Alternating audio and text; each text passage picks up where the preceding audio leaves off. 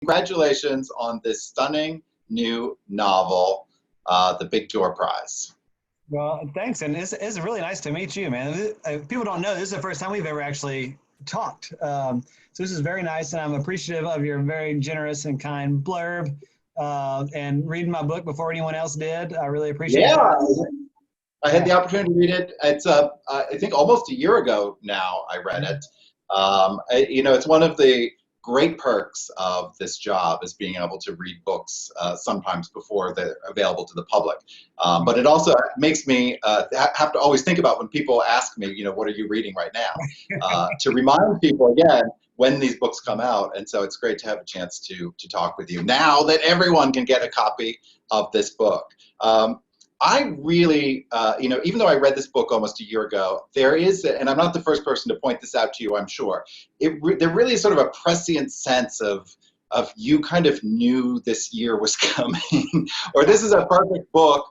Well, no, you didn't, certainly you didn't know, because I would be angry if you hadn't warned us. But this really is a book that resonates even more deeply in this past year that we've had. And I want to talk about that a little bit more in a moment. But why don't we just sort of back up and give readers a little, just sort of a short premise about the book so that we can jump in and talk a little bit more deeply.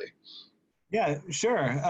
And okay, so first of all, yes, I had nothing to do with this pandemic or tying anything in to my book. I am just trying to write one decent sentence, and that's it, right? I have no more power after that. But yeah, so we can talk about how it has seemed to sort of rhyme, unfortunately, with what's going on right now. And so I'll let you know about the basic premise of the book, right? If anyone's watching. Okay, so set in a small town, right, in Louisiana, which is where I'm from, and a town, small enough to where it's about 12,000 people. Basically, everyone goes to the same grocery store. There's a central town square. It's a sort of happy, sort of innocuous place, right? And then one day, this new machine shows up at the grocery store, sitting next to the green Coinstar machine, where you always see people dumping their change. And I've been one of those people before, and it's so loud. But anyway, it's sitting next to that machine, and it just looks like a photo booth type of thing. The old photo booth we used to open up, walk in, and take pictures with people. But the deal is with this machine is it promises that if you give it a sample of your DNA, it can tell you what your body and mind are capable of doing sort of at their peak, right? So in other words, what your potential could be. And so, it sounds sort of like a wild premise, right? But the town, a few people try it. And what happens is they get these little blue tickets out of it. They get what they call readouts. And enough of them early on are close enough to sort of grab that the people go for it. So one of the early characters you hear about is a woman in town that got a potential that says she should be an entrepreneur, right? Well, that's weird. It's not really exactly my physical body, but maybe I should try it. And so she opens up a little snowball stand, and turns out it does really well, okay? And so enough of these little things start happening in town that people get curious, right? And becomes a sort of, is what everyone's sort of talking about, right? And everyone's sort of paying attention to what other people's readouts are. And, what did my friend down the street, what did hers say, right? What would mine say? And so that's sort of what kicks it off. And the deal is we have our main characters are a married couple, very happily married, right? Been together for about 15 years. And as happens sometimes in life, people really love each other, and they're enjoying their relationship. But the wife, Sherilyn Hubbard, is the first one to try this machine, and then her husband Douglas tries it, and they get very, very different readouts from this machine. They get very different potentials, right? And so this sends them sort of in opposite emotional directions. Okay, and so that's sort of the heart of the book. That's really what we're tracking. Although there's lots of different characters. Okay, and so what we're really doing is watching a small town, at least in my hope. We're watching a sort of small town sort of blossom in a strange way, and do some pirouettes, right? And so one of the characters, I'm going to read just a really small bit of the book. One of the characters is the priest at the local high school. It's a Catholic school, and his name is Father Pete. And I won't go into his whole entire character, but once I knew I was writing a priest character, which I never in a million years thought I'd ever do. But once I got a hold of him, I really started to care for him as a writer. I was like, I can't write a priest without writing a confessional booth scene, right? Because surely the confessional booth has to be the highlight of that job. Well, it's also a nice mirror to the machine, the DNA mix, which is Right. the machine that's in the grocery store. That's sort of, going in and maybe sharing something personal about yourself, either your DNA or a confession, and also learning something very personal about yourself too. That's right. So it's a nice mirror. But anyway, do you have a little bit that you could read Yeah, for us, and then we'll dive in? yeah, I'm just going to read a couple of these people. So what this is a chapter, it's called You Forgive Us and We'll Forgive You. That's a John Prine lyric. A lot of the book pays homage to John Prine and his work, so we can maybe talk about that later if you want. Yeah, that's on my list of things to talk about. Okay, and so what happens is Father Pete actually doesn't talk at all in this chapter. So it's just people coming in, unburdening themselves, and leaving, and a new person coming in. And so I'm going to read a couple, just like 3 or 4 of them. And if you hear them talking about a readout, that's what the machine did to them, right? So some of them talk about that, not all of them. I'll raise my hand when a new person walks in, so just so you know. Okay? So you forgive us and we'll forgive you. Look, I've read about bees, Father. And you know all those bees are dying because of cell phone towers or satellites or something like that. And it turns out that we need bees just to live because they pollinate everything. It's not just about the honey is what I'm saying, although that's important too. Anyway, we were doing our porch. The whole house needs an upgrade really, but we're starting there. So I knocked down this column on the porch and there was this beehive in there, Father. You wouldn't believe it. It was bigger than anything you've seen on TV, I imagine. My wife is allergic to bees, you see. She was off at work and I didn't want her to come home and see them because Lord knows what kind of fit she'd throw. We'd probably end up living at her sister's place. And no telling how long they've been there too, without us even knowing. But it sort of floored me, Father. I mean, I just watched them crawling over one another. I just watched them forever. And I thought about that stuff I'd read. I thought about how sort of beautiful it all is, the whole shebang, how we're all connected together, but how something little like a bee ends up putting food on my plate and lets me and my family live. But not only that, how they depend on other little things like flowers to do it too. How there's this whole grand design to the deal where nothing's wasted. But I also thought about my wife, and how I told her I'd get this porch redone, how I could handle it. We didn't need to hire nobody to charge us 3 times what I could do it for. And so I guess what I'm telling you, Father, is that I gassed them. I killed them all. It's not sitting well with me. So many of them, Father. After the gas, they just kept falling. Forgive me, Father, but I got this readout just the other day, and do you know what it said? I'm sorry, I don't mean to cry, but do you know what it said? It said ballerina, Father. Ballerina, just when I'd almost forgotten. I'm sorry, it's just that when I was a little girl and all through high school, if you only knew how hard I worked, how hard I trained, the money my parents spent, I guess it just reminded me. I'm sorry, I'll stop crying, I promise, but I guess it just reminded me, how I never wanted children. We were so young and stupid. This has never been my life, really. I'm sorry, Father, but all these years, so many years, my own children, it made me remember I've never wanted them. Forgive me, Father, for I have committed the sin of lying. I have faked no less than 14 orgasms with my boyfriend since my last confession. But, that was a while ago, so I'm not sure if that's a lot or maybe like right in the middle. Now, look, Father, this ain't easy to talk about. I go to a lot of websites, you understand? Websites for adults. They got all sorts of stuff out there, I'm telling you. They got American ones, European ones, Mexican ones. A lot of stuff out of Prague, it seems. I mean, I feel like I've visited most of Prague at this point. And I'm married, so I steer clear of all that stuff that's trying to get you to meet up with local women and the like. I don't mess with all that local horny MILF type stuff. I mean, I have boundaries. I just look at the ones of videos of people I'll never meet. It's all on the up and up is what I'm saying. I don't do anything wrong. There's nothing illegal about it is what I'm saying. What I'm trying to communicate here is that I go to these websites a lot. Hell, you can get them on your phone if you want to. Now, I don't really want to put a number on how many times I've gone to these various sites, but I'd be willing to bet that it is pretty surprising. I'll be at work sometimes, or I'll go into the kitchen when my wife's asleep. Anytime she leaves me alone at the house, really. And I think it's been a good thing in the big picture. I think it's helped me to stay faithful, you know, to be able to sort of relieve myself when I need to. Because God knows my wife doesn't always want to stop her life every time I get a notion, and I understand that. I'm not mad about it. I probably wouldn't want to sleep with me either. But the problem is that I'm 48 years old, and I've been doing this a while. I think I've finally seen every single video out there that interests me. I just go from site to site now, just sort of aimless. There isn't anything I haven't already clicked on. I can't find anything I like I haven't already seen is what I'm saying.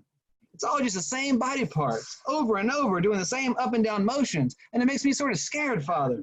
Does that make sense? I mean, it's got me thinking, well, now what? That's it. I'll stop there. Hopefully that gives you a sense of the sort of people in the town that are coming. That's Deerfield, Louisiana, which I love how you describe in the book. A town so simple, it's named for what you might see and where you might see it. That's Deerfield, right? So those are some of the people of Deerfield, Louisiana. That last bit reminded me, apropos of nothing, but there used to be this ad that I would see for I think it was for high-speed internet service, but it was just a man wildly clicking, and then an error came up and said, "You have reached the end of the internet." I feel through quarantine, we may have all reached the end of the internet. So there's a reason this book, it stuck with me since I read it, but that I keep thinking back to it during this time this year where so much of it is spent sheltering at home. Because I can't help but thinking of quarantine as a kind of cocoon for some of us. You know, I'm so desperate to get to the point where we can sort of emerge, but there's a lot of time to think in quarantine. And I think, it gets you thinking about other directions or other paths not taken or whatnot, that I think that this novel just really resonates in such a deeper way. And then also, too, your central characters, this marriage that we see, two people who are happy together, but spend a lot of time, together in tight quarters. And how do relationships change, evolve, and grow? And I think there's a lot of people that are being sort of confronted with that this year in a new way. So what is it like to have this book come out sort of this year? Have you thought about the story in new and sort of different ways? No, I mean, I think the thing that, is obviously terrible about it coming out this year is that we have to suffer through this year. The reality of the year is so hard on everyone, right? I mean, in my mind, hopefully the concept is one that could talk to people at any time, but COVID has definitely put it right in our face, which is sort of, like you said, it's not only relationships, but it's occupational. It's all these different things that we are suddenly sort of having to reevaluate. Why are we doing this, right? And so the idea of this machine is that I can tell you, actually, you'd be really good at this, right? If you just go try it. Perhaps you've never attempted it, but guess what? It's waiting for you. Well, there's so many people right now that, unfortunately, if they lost their job, they're like, well, should I try that thing I've always wondered if I'm good at?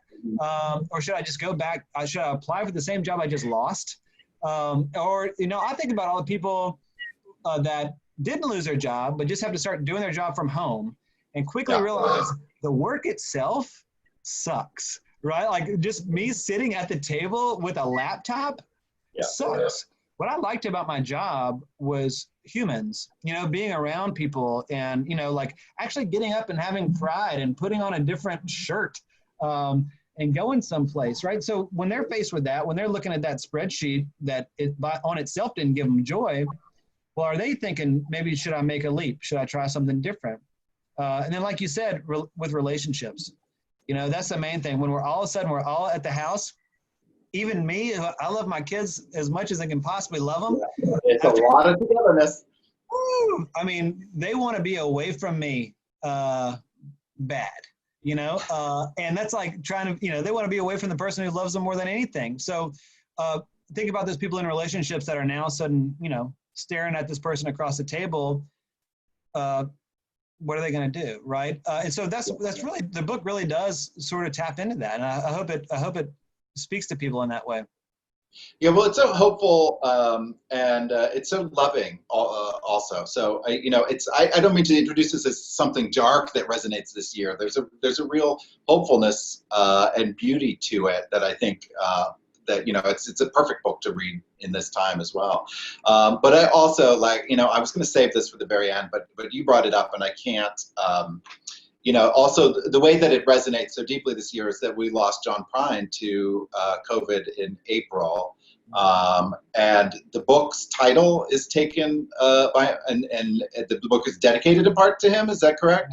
And then his lyrics make their way into so much of the book. What was your when did you discover John, and how did he come to be important to your life? Well, my then girlfriend, who is now my wife, introduced me to his music about 20 years ago when we first met. And I was trying to impress her. I'd bought an acoustic guitar. I'd always played the drums, but I bought an acoustic guitar when I moved up to Knoxville, Tennessee to go to graduate school.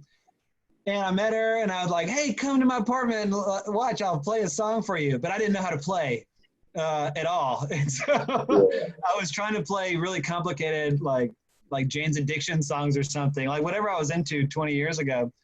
And it wasn't working. And finally she was like, do you know any John Prine songs? I'd never even heard of him. And so I was like, no, I don't. But when she left, I immediately sort of looked up his music and found with great delight that his songs are very easy to play.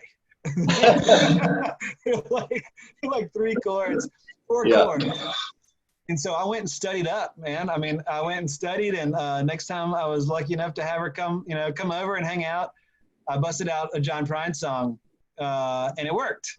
And so we've been together for 20 years, and in that time, I mean, his music has become honestly part of my daily life. I mean, I can't. It's not hyperbolic. I mean, his lyrics go through my mind all the time. It colors the way I see the world. He colors the way I react to the world. And what I mean is that he seems to be the type of person that recognizes tragedy, right, all that type of stuff, but is not sort of willing to succumb to it. Like he's sort of always has a sort of eye on the prize, which for him seems to be like earnest love, man. And he always has his lyrics have a sort of wink that I'm attracted to. And that I would say, honestly, your writing is the same way, I think, in lots of ways. It looks at the world and is honest with it, but it is always sort of, I don't know, there's always a smile, man. I mean, there's always a smile in your work.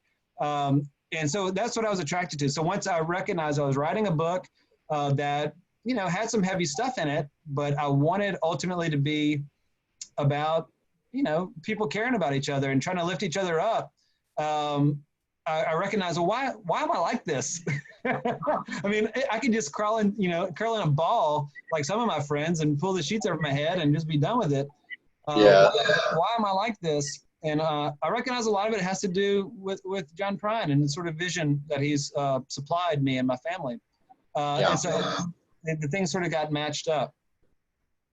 Yeah, I'm not going to get too political today, but it really angered me the other day when the president said this was like almost nobody's affected by this. No one, or nobody's are affected. And I'm like, when we lost John Prine and Terrence McNally, another incredible writer, and all these voices that are extinguished. It's devastating this year. Yeah. Devastating.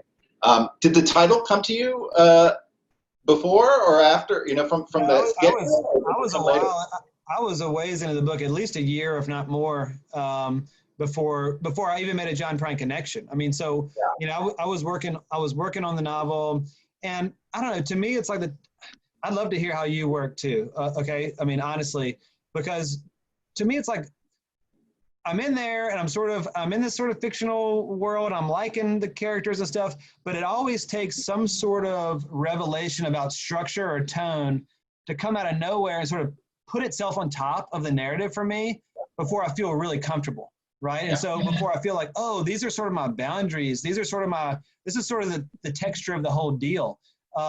And so it was a while, like a year or two in, before it really clicked in, like, oh no, this is my model. I mean, the tone of his music is my model. The sort of the way he's seeing the world is what I'm trying to reach, what I'm trying to honor, honestly.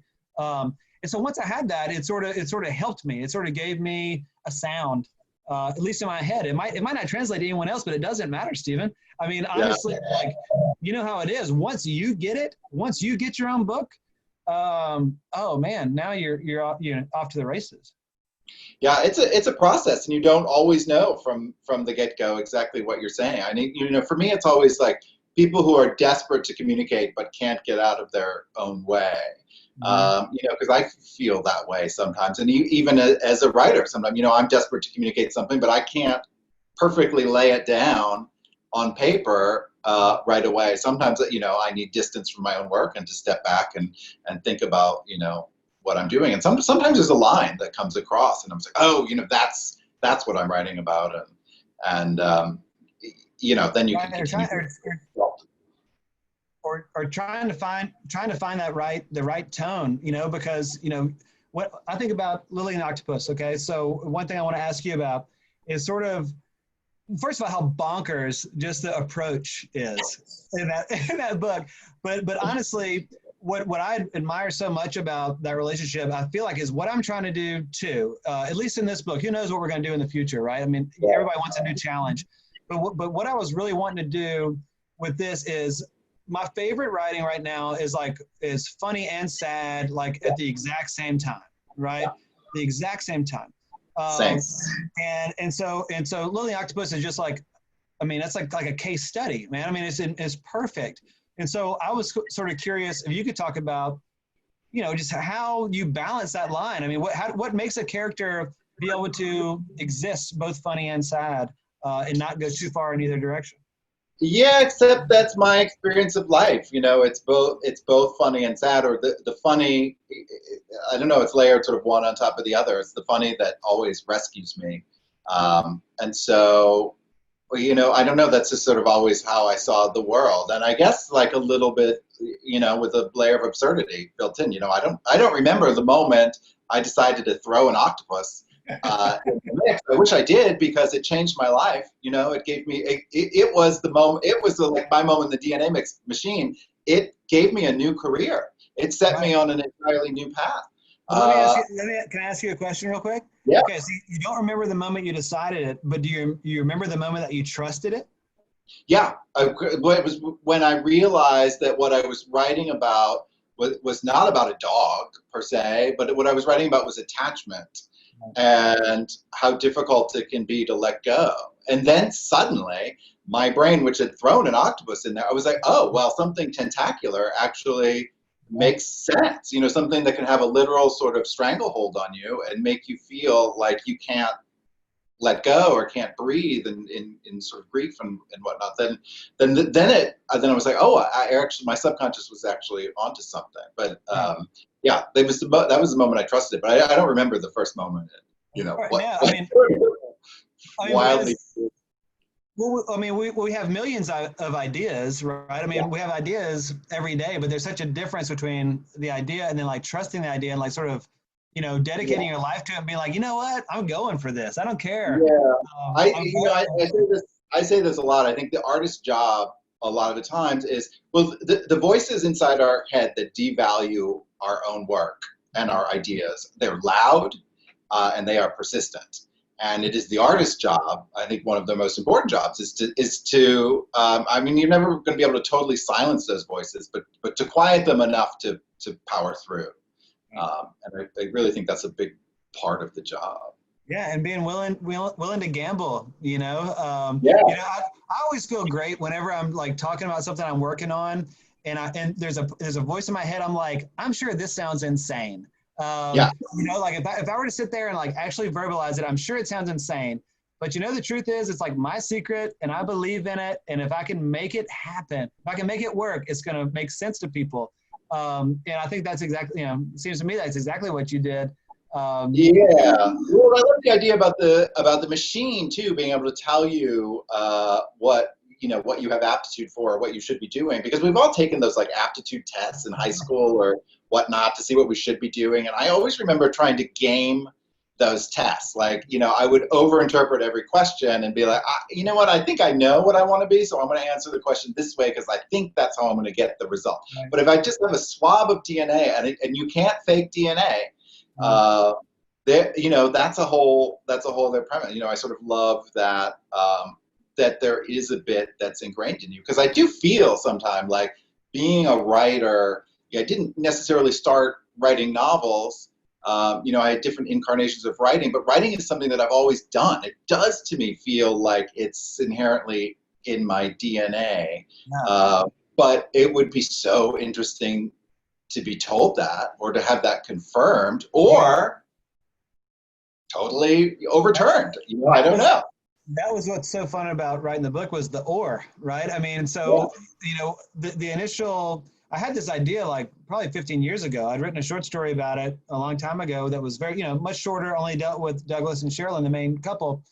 But it was one of those ideas that just never went away, right? And so I was like, I'd like to do more with that, because immediately I recognized, you know, the potential of like, you can think of any character and put them in this booth and give them something surprising, and they walk out different. And that's basically how every short story, like on the planet, sort of works, right? I mean, like you know, someone comes up against this new vision, and what are they going to do about it? Are they going to make a choice or not?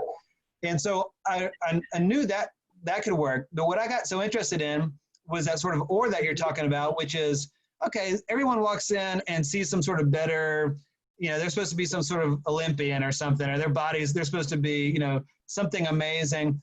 Or what about the people out there who walk in and hear that they've actually already maxed out? I mean, they've already like become the best thing they could be.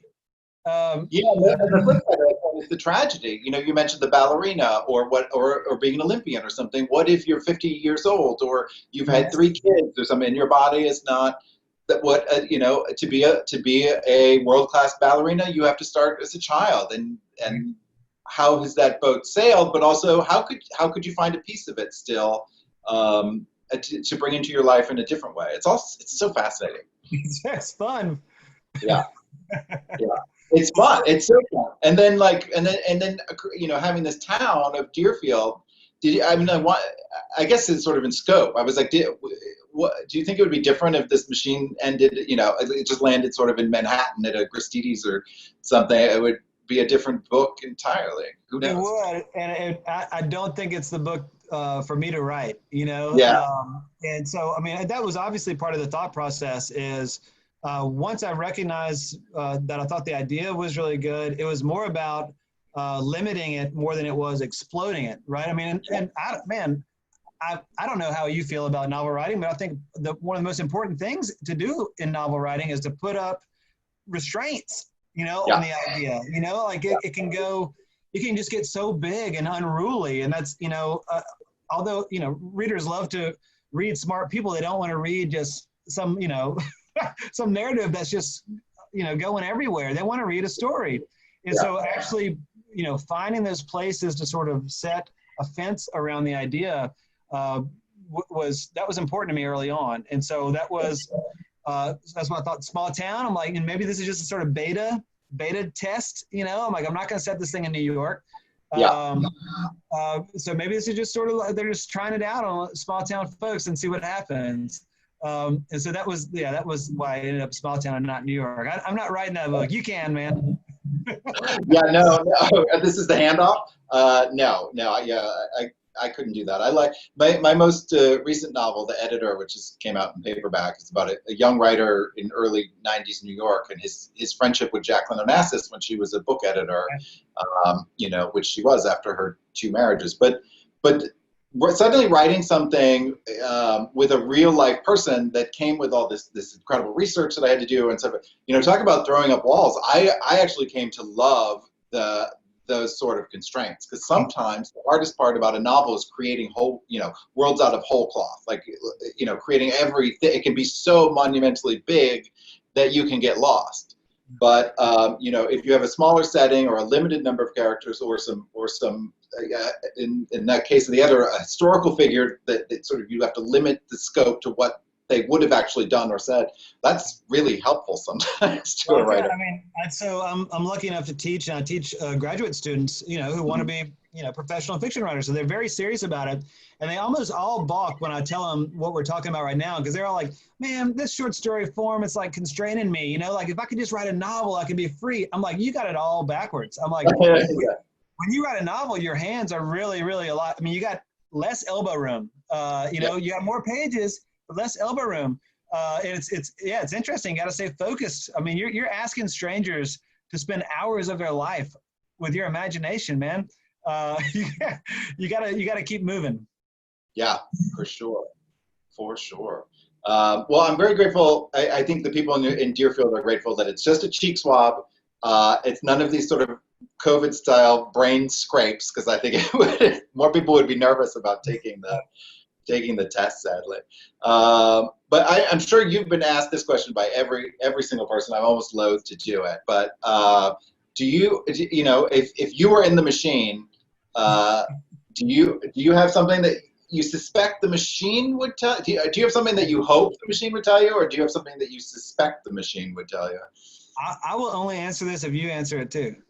All right, I'll answer it. Sure. Okay. So, I mean, yeah, mine's not that exciting. What would I hope for you to tell me would probably be something like a musician, like one of the main characters in the novel. Just because I have more admiration for like great musicians than almost anyone else on the planet. It just is transformative to me. My body reacts to it, and it's really crazy ways. I just love music so much, and I've never been able to touch greatness at all in that arena. So that I would love that. Okay, what I think it would probably tell me is I should be an attorney or something. Because my dad's a great attorney, and he always like from a pretty young age he was like, with us arguing, it was like, hey, you'd be really good at this.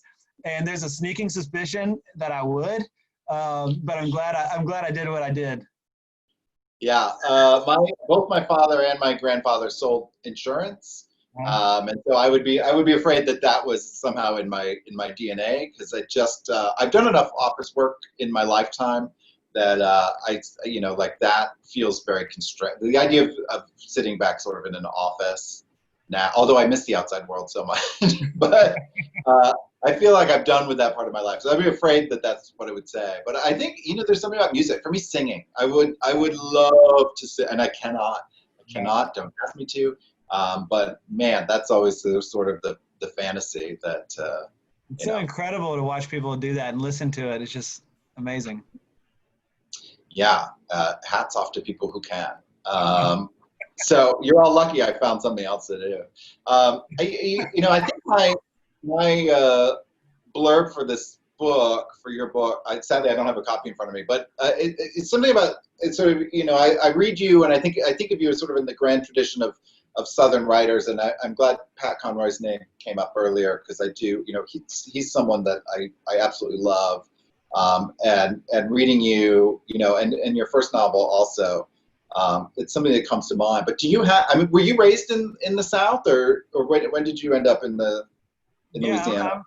I'm from Baton Rouge, Louisiana. So I spent about the first 21 years or so of my life there, and then I've lived in Tennessee and Mississippi, and then back in Louisiana. So never any farther north than Tennessee. Do you have some favorite Southern writers, or what is it that makes sort of Southern literature its own sort of,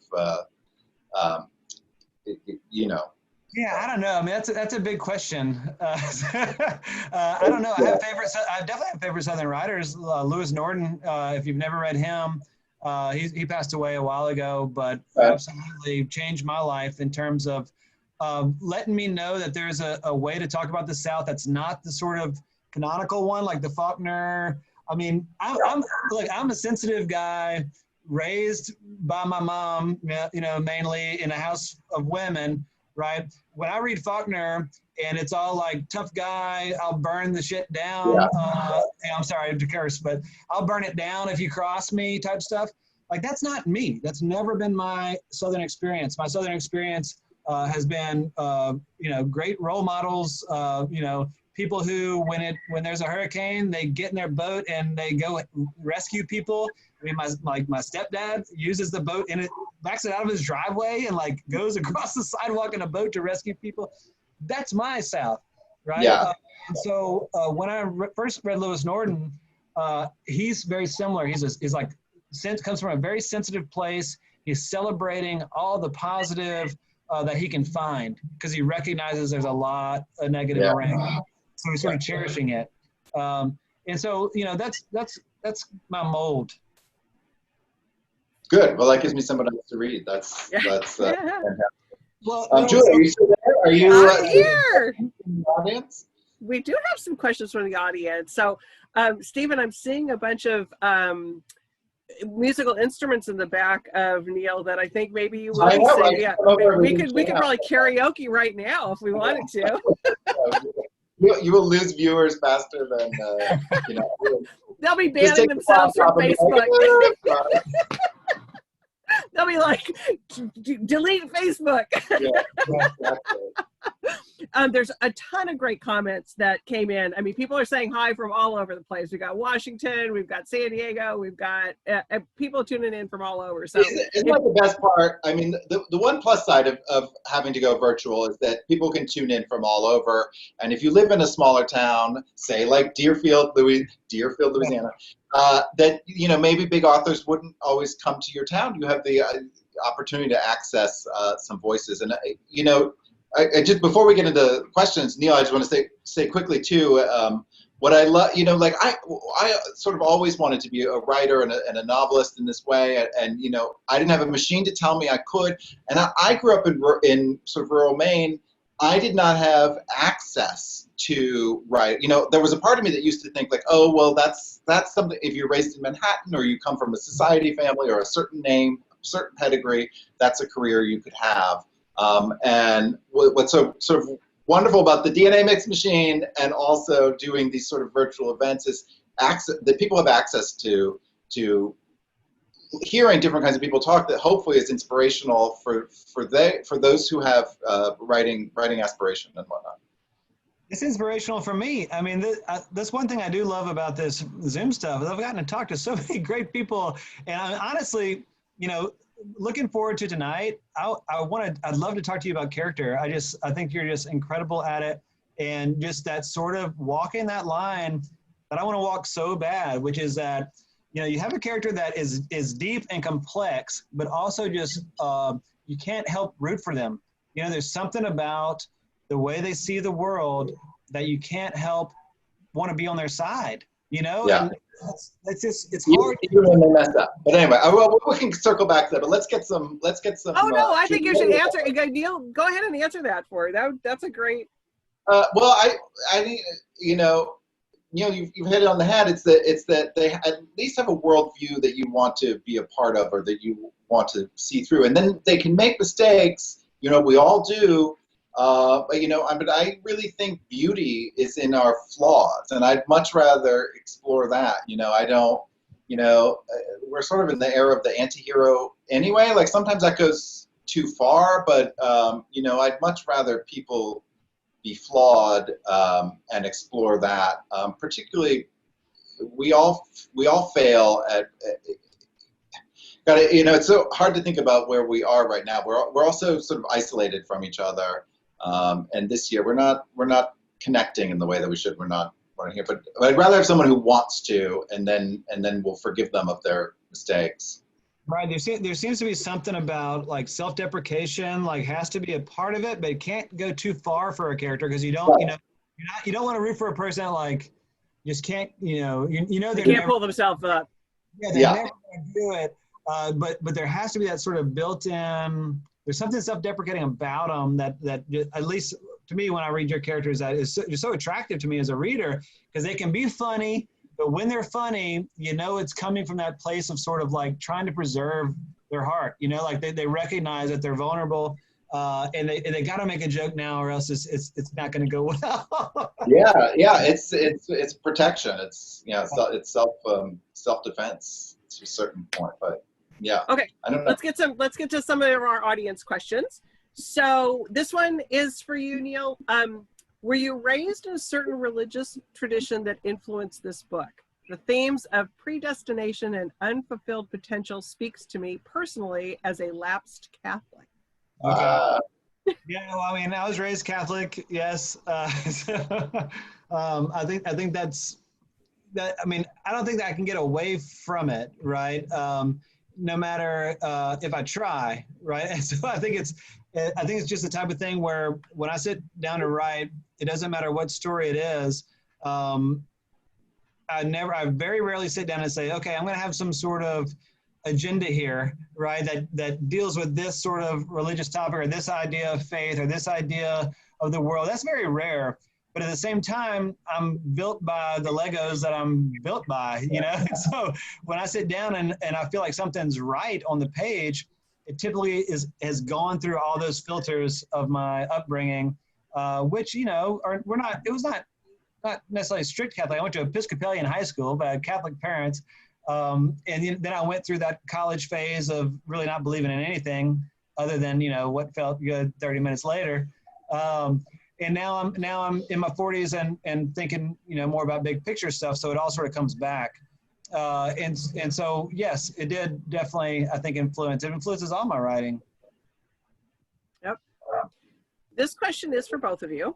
So Christine wants to know, what authors do you like to read both pleasure and for inspiration? So Stephen, let's start with you on that one.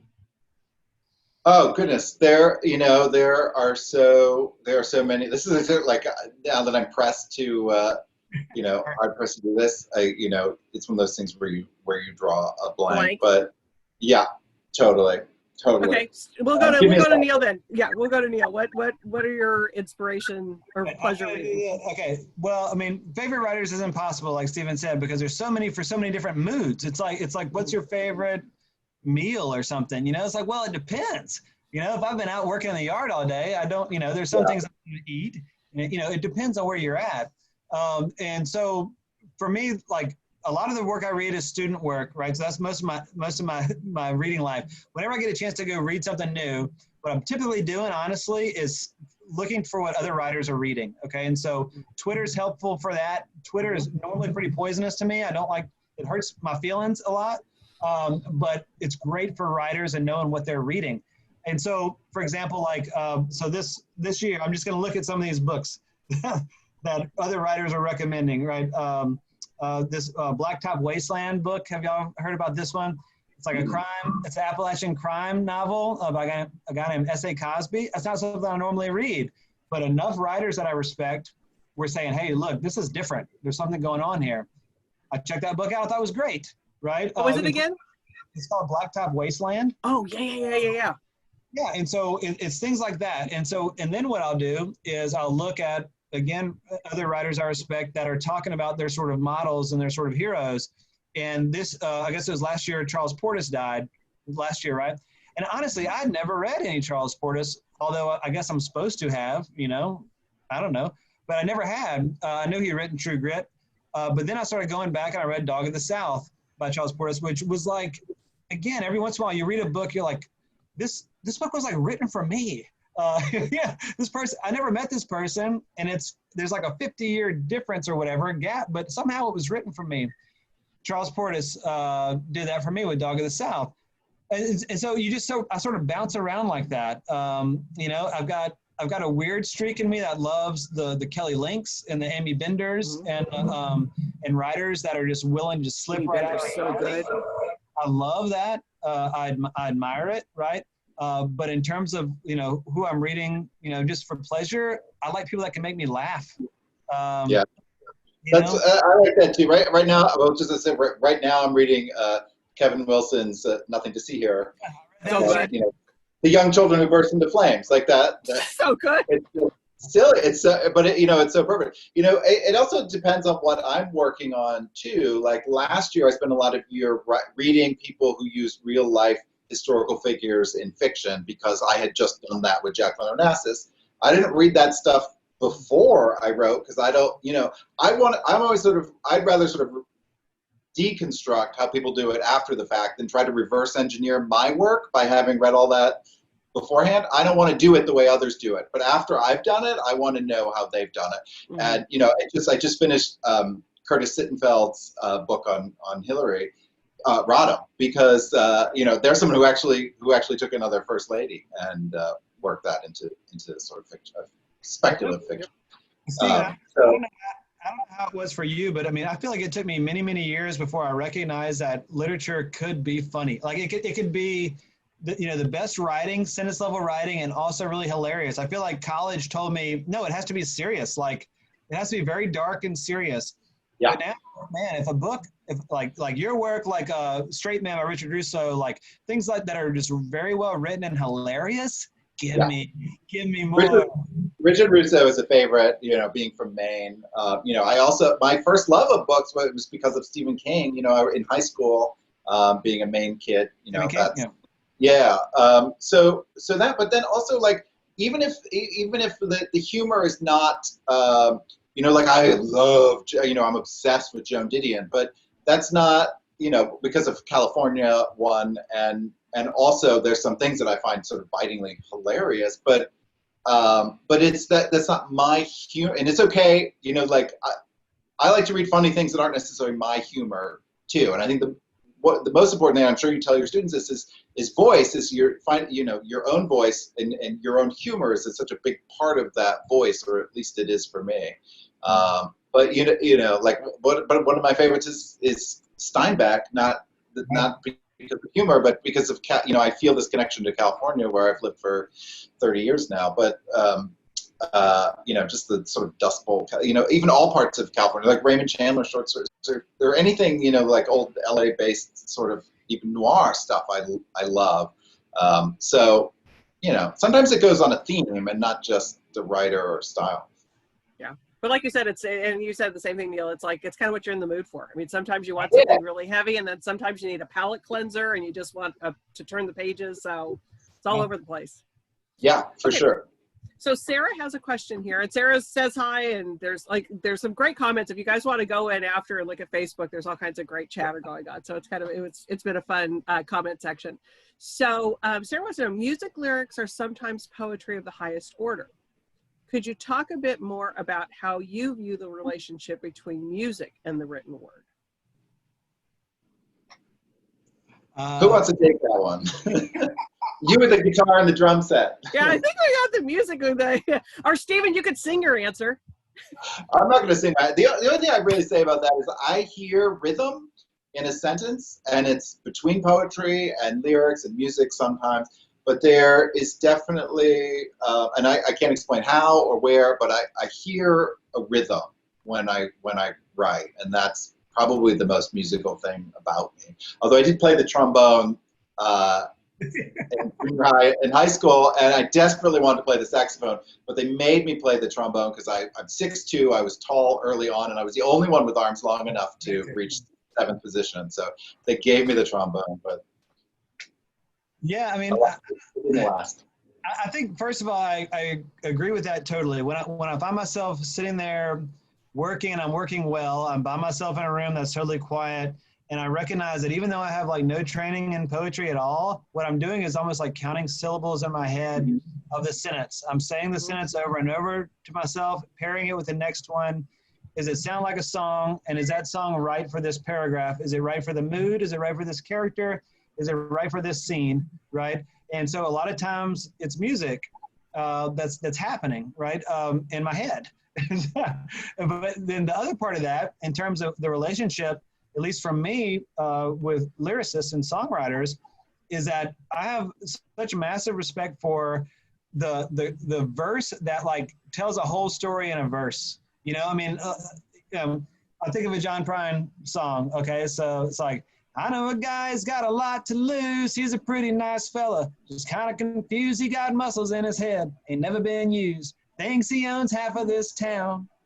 All right, for me, that is an entire. I could write a novel about that person. Okay, yeah. I mean, so all he's done, Prine has just given a shot and given me a glimpse of a character that is so full that I feel like if I take it to my art form, well, there's a novel, right? In his art form, it's like 4 lines, right? Yeah. And so it's impressive to me, and I have a massive respect for it when it works. So that's sort of the relationship I see, is that I look at it and I try to admire it. Massive respect, because sometimes I get so jealous. I'm like, you could write a song in an afternoon, but it's and distill things down into being able to capture something that could be exploded into a full character or Yeah. a full novel. Absolutely. But you hit it on the head too. It's because it's when you're having a good working day. There are days when you finish and you're like, oh, that's absolute garbage. But there are days when you finish and you sort of look back over your work and it sings. You just know it sings, and there's no other. I can't think of another word for it. It just sings. We're going to go one more question. We could go on all night. I swear to God, I could keep you guys in this room forever and just keep talking to you. You may be surprised to hear this, but I don't have a lot of places to be now. Yeah, let's see. We got dinner reservations? No, it's right in the next room. So Sally, and you might have already answered this, but I don't remember, but we'll end with this one just in case. And I guess this could be to both of you. Leah, we'll ask you first. Would you get a machine reading? Sally probably would. Would I do it? Right now, at this point in my life, probably not. There are times earlier in my life when absolutely I would have. When I was in high school, for sure, I would have. Probably in college. But right now, if the life that I'm living right now is not the one that's meant for me, I don't want to know, because I love my wife, I love my children, I love my house. I've been able to accomplish more than I ever thought possible in terms of writing and communicating to strangers. So if this is not what I'm supposed to be doing, I don't want to know. So it changes depending on how old you are, I think. Yeah, I like a similar answer. I took a very circuitous route to get where I am. I've worked a lot of jobs. I've lived a lot of different lives, and the one where I am now, a part of it is growing up a little bit. I'm in my 40s also, and I feel like that this has been the best decade of my life, and I know who I am. I know what I want to do, and I know who I want to be with, and there's a great feeling of peace that comes with that. But it took time to get here. And also, I didn't publish my first book into my 40s also, which I love to say, to people who have I'm always jealous of someone who comes out of the Iowa Writers Workshop and publishes their first novel at 25. That was not me. And I'm grateful for that now. But, it comes from knowing yourself, and that takes time. So today, no. But it's one of those things too, and I know this is a cliche when people say it, but it is true that we wish we had the wisdom that we have now when we were younger, because we would have saved ourselves so much anxiety. Yeah, wisdom and my back didn't hurt. Yeah, that would be the best of both worlds. Exactly. Well, this has been great. Stephen, I know that you are pretty active on Twitter, which is a really fun way to follow you. So is it Stephen Rowley? Yeah, Mr. Stephen Rowley. But be prepared. I'm nicer on Instagram. But it's so fun. I'm rage tweeting on Twitter. I'm nicer on Instagram. Okay, well, if you want to get the nice version of Stephen, go to Instagram. If you want to burn the world down with me, follow me on Twitter. I love Twitter. Twitter's that cesspool that I have to jump into for the store. And it's a horrible place to be, but people like you just keep me laughing. And so it's wonderful to be there with you. And Neil, what's the best way for people to find it if they want to follow you around? Same thing. I'm on Twitter. It's like M_O_Walsh. I'm on Facebook, but I don't really understand how to navigate it, but I'm there. And otherwise, just email me or something. I'm just like a human being. Just check my email, and if you want to say, hey, let's talk, that's cool. All right. That's awesome. All right. Big Door Prize, buy it from Warwick's, the editor. Stephen and Byron will be with us in a couple weeks, so you get to see Stephen again for A Star Is Born with Byron. So we're looking forward to that. Yeah. My partner's debut novel. Here it is. A Star Is Born. So we'll be doing another event. And Julie, thank you. And thank everybody for supporting independent bookstores for real. I know there are faster ways and perhaps less expensive ways to get your books, but the importance of supporting your independent bookstore, you want these stores in your communities when all of this nonsense is over. We have to protect them. We have to support them. And thank you, because they're the ones who do these great events and bring authors. Hopefully again in person someday soon. Yes, that is the thing. But like you were saying earlier, I think that this is a model that for people who don't have access to going to stores and you guys can't travel to, this is a great way too. So appreciate your time. Thank you to everybody who's watched, and we'll sign off now. Good night. Yeah, such a pleasure. Stephen, much respect for your work. Thank you so much. Oh, thank you. It was great to meet you in person, and congratulations on a really terrific book. Thank you.